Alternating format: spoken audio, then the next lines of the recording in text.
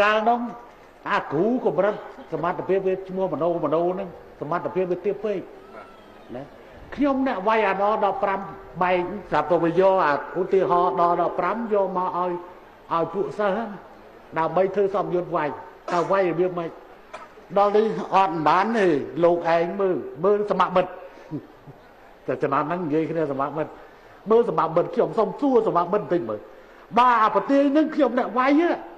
ហើយខ្ញុំវាយបែកហើយបាទខ្ញុំមករៀននេះហើយសមត្ថមិត្តថាម៉េចទៀតហើយបើផែនការខ្ញុំវាយបែកខ្ញុំវាយតាមអញ្ចឹងព្រោះគេឲ្យធ្វើសារណាតាមអាដែងថ្នាតមួយទៅគូប្លង់វាយយ៉ាងម៉េចអីយ៉ាងម៉េចវាយកមកកែបោះឯងឲ្យមកជំនុំគ្នាលើកវាយវាមិនត្រូវក្បួនបាទថាចុះបើខ្ញុំវាយអាហ្នឹងវាវាយតាមក្បួនហ្នឹងខ្ញុំវាយបែកទៅហើយណាមុនខ្ញុំមករៀនហ្នឹងអូយបានចុះនោះគេបញ្ជូនចុះទៅចាហែទៅនៅណែតាពាំងព្រីងមានវត្តមួយវត្តតាពាំងព្រីងបាទដំណាក់ព្រីងយកវត្តដំណាក់ព្រីងធ្វើសម្យុទ្ធទៅស៊ីពេកពួក